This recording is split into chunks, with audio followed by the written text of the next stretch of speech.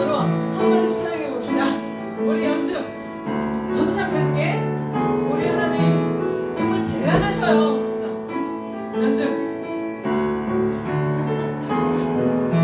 한마디씩만. 찬양 뭐가 있을까? 전능하신 연주 하나님 이렇게 되고 아름다우세요. 주님 아름다우세요. 이렇게 되고 뭐가 있을까? 아 주님은 능력이 많으세요. 이렇게 되고 그치? 이해했어? 역시 청문회 기대 없나잖아. 청문회 한마디 찬양 우리 하나님 찬양 예수님을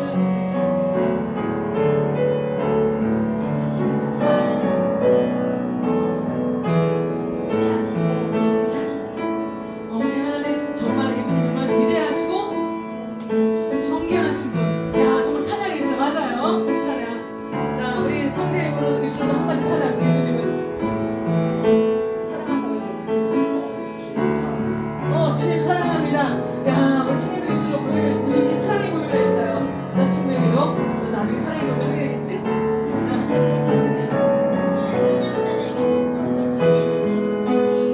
어머 하나님은 청년들에게 축복을 주세요. 와 우리 청년들 멋져요. 자 우리 혜니 학생도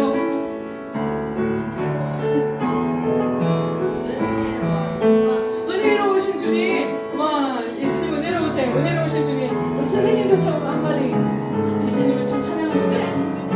신실하신 주님. 우리 회장님. 오 대박.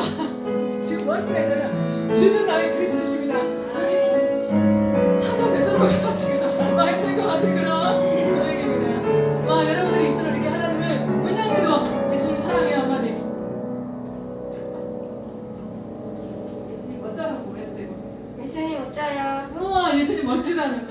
예수님 너무 기뻐하셨을 것 같아요. 여러분 이렇게 우리가 입술로 우리 하나님을 찬양하는 여러분 있으면 좋겠어요. 그냥 막 노래 찬양하지 않아도 예수님 멋져요. 예수님 위대하세요. 예수님 우리를 축복하시는 분이세요. 이렇게 예수님 사랑해요. 이렇게 여러분들이 축복하고 이렇게 주님을 찬양하는 여러분 됐으면 좋겠습니다. 자 그런 예수님 앞에 우리가 비전이라는 찬양을 올려드릴 텐데요. 가사를 생각하시면서 우리 비전 찬양하도록 하겠습니다. 우리 보좌 앞에 모였네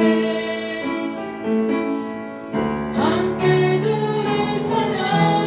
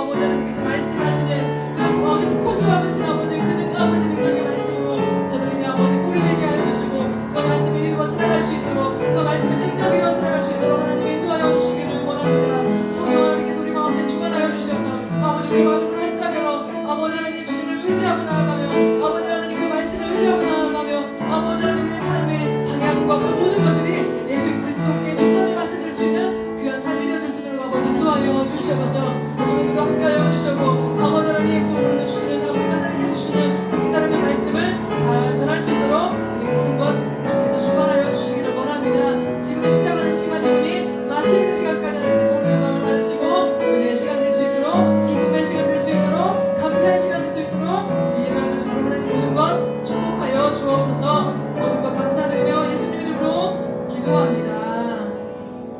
아멘. 여러분 한 주간 잘 지내셨어요? 네.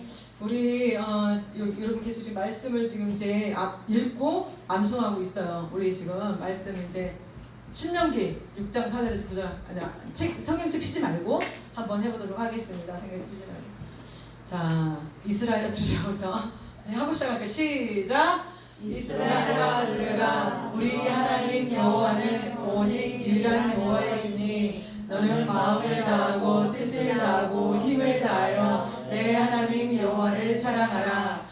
오늘 내가 내게 명하는 이 말씀을 너는 마음에 새기고 내 자녀에게 부지런히 가르치며 집에 앉았을 때든지 길을 갈 때든지 누워있을 때든지 일어날 때든지 이 말씀을 강론할 것이며 너는 또 그것을 내 손목에 메어 기호를 삼으며 내 미간에 붙여 표로 삼고 또 내 집 문설주와 막강문에 기록할지니라. 신명기 6장 4절로 9절 말씀. 아멘. 자, 또 시편 1편 시작. 복 있는 사람은 악인들의 계를 따르지 아니하며 죄인들의 길에 서지 아니하며 오만한 자들의 자리에 앉지 아니하고 오직 여호와의 율법을 즐거워하여 그의 율법을 주야로 묵상하는도다. 그는 시냇가에 심은 나무가 철을 따라 열매를 맺으며 그 잎사귀가 마르지 아니함 같으니 그가 하는 모든 일이 다 형통하리로다. 악인들은 그렇지 아니하며 오직 바람에 나는 겨와 같도다. 그러므로 악인들의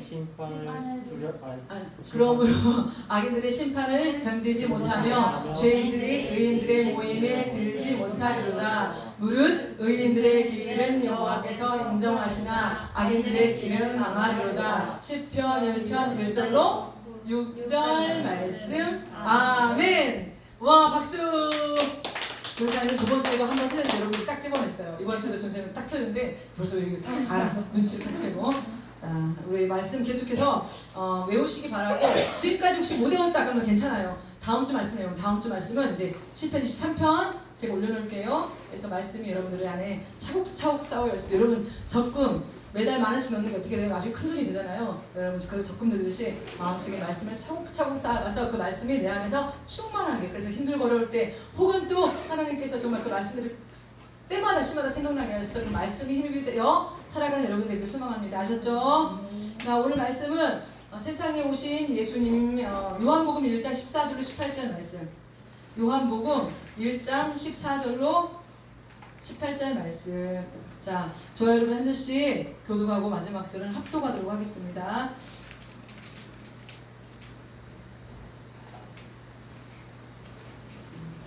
제가 먼저 읽도록 하겠습니다. 요한복음 1장 14절로 말씀이 육신이 되어 우리 가운데 거하심에 우리가 그의 영광을 보니 아버지의 독생자의 영광이요 은혜와 진리가 충만하더라. 요한이 그에 대하여 증언하여 외쳐이르되 내가 전에 말하기를 내 뒤에 오시는 이가 나보다 앞선 것은 나보다 먼저 계심이라 한 것이 이 사람을 가리키리라 하니라.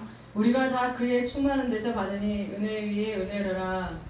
율법은 모세로 말미암아 주어진 것이요 은혜와 진리는 예수 그리스도로 말미암아 온 것이라. 함께 있습니다. 원래 하나님은 본 사람이 없으되 아버지 품속에 있는 독생하신 하나님이 나타내셨느니라.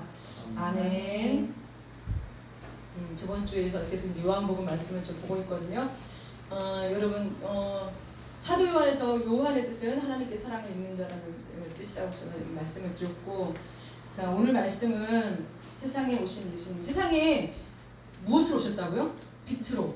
우리가 계속 지금 말씀 보고 있잖아요. 빛으로 오신 예수님에 대해서 우리가 지금 이제 말씀을 나누고자 하는데, 예수님은 성육신 하셨잖아요. 성육신, 이제 이게 굉장히 신학적인 어려운 말인데, 성육신, 인간의 몸을 입고 이 땅에 오셨다. 인간의 몸을 입고 하나님께서 친히 인간의 몸을 입고 이 땅에 오셨다. 여러분 좀 어렵죠?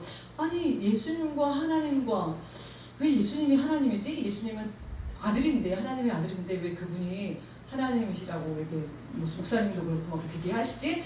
삼위일체를 보시면 돼요. 삼위일체 아셨죠? 삼위일체를 보시고, 아 예수님 그냥 여러분, 우리가 하나님을 이해할 수가 없어요. 일단은 그거는 맞아요.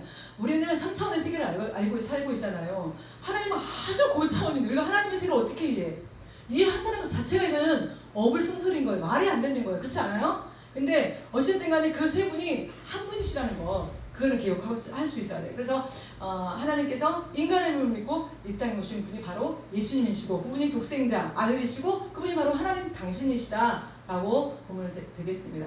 여러분 사자가 새끼를 낳았어요. 그 뭐죠? 걔는 호랑이인가요? 원숭이인가요? 뭐예요? 사자가 되는 거죠. 그러면 만약에 말이 새끼를 낳았어요. 우리가 망아지라고 하는데 그게 뭐죠? 토끼입니까?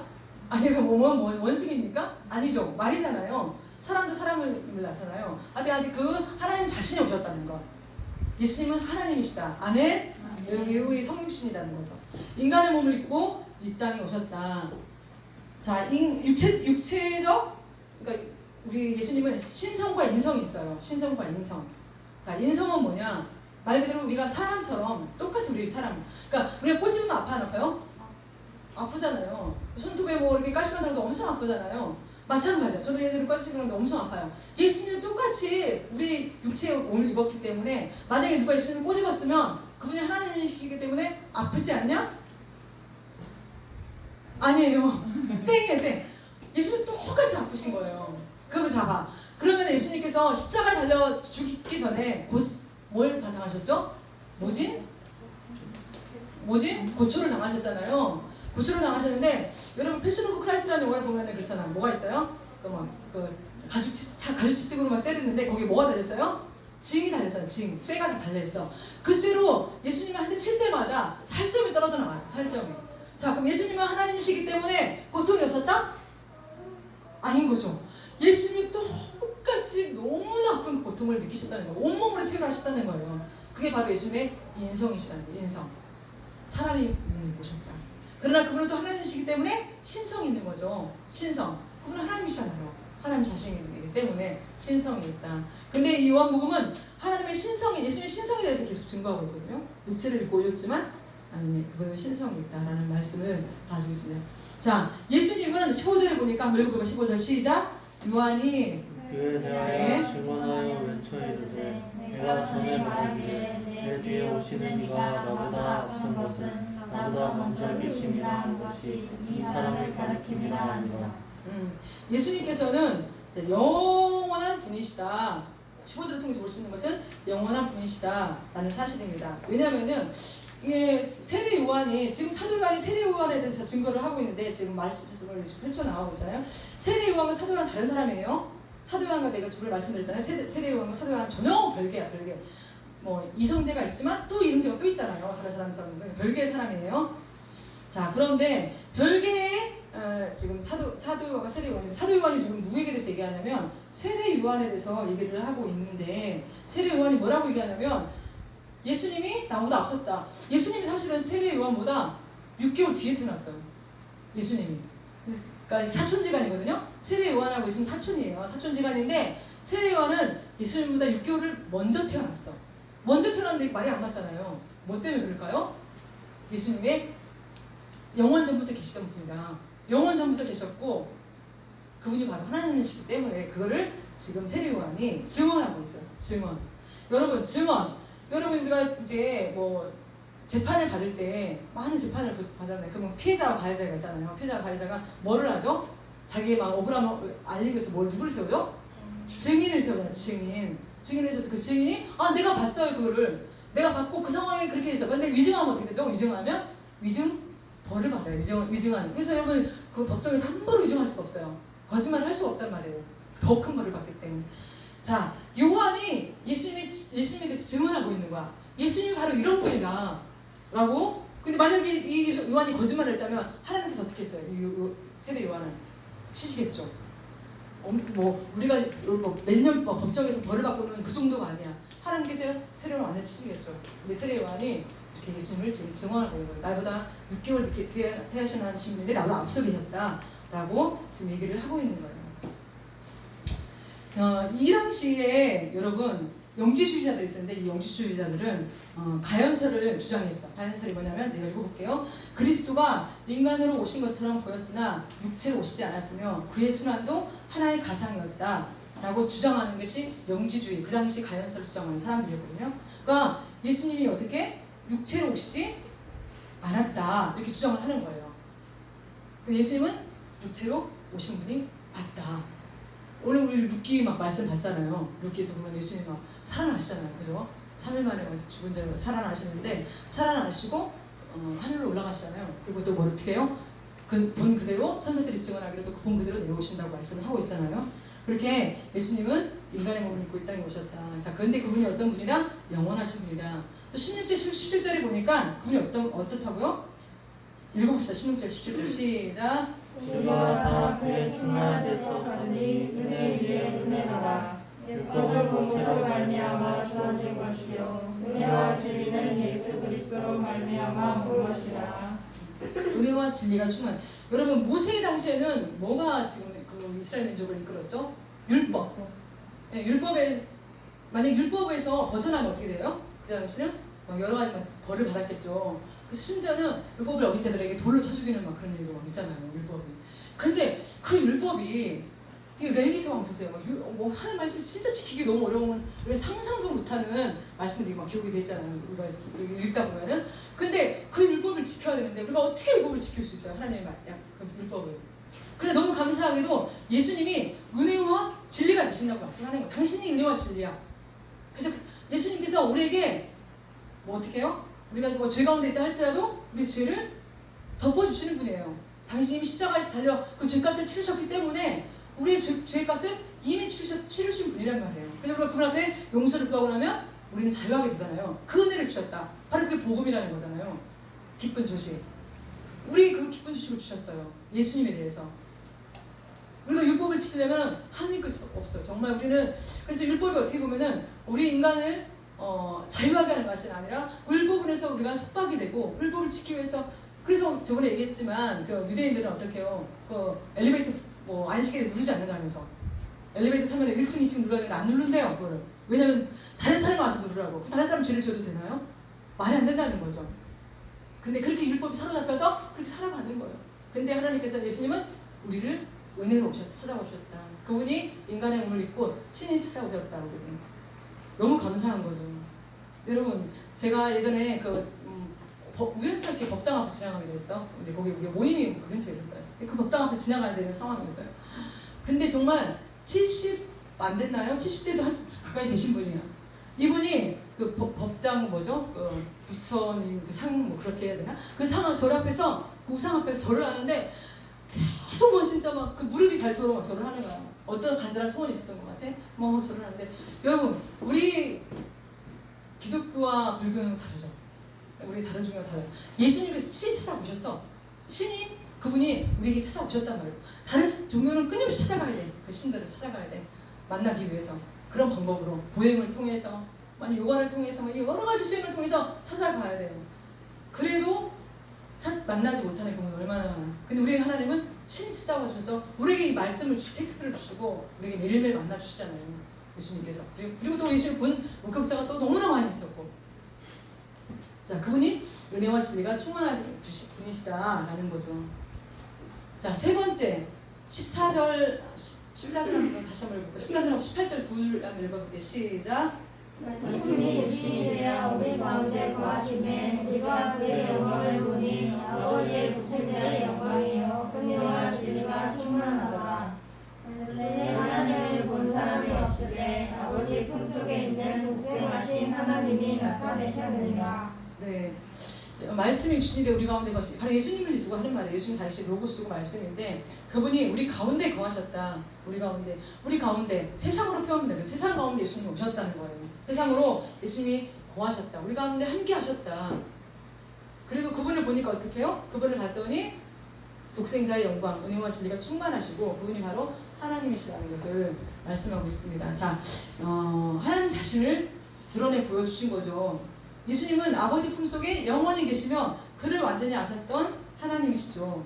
왜 당신이기 때문에 하나님은 너무 잘 아시잖아요.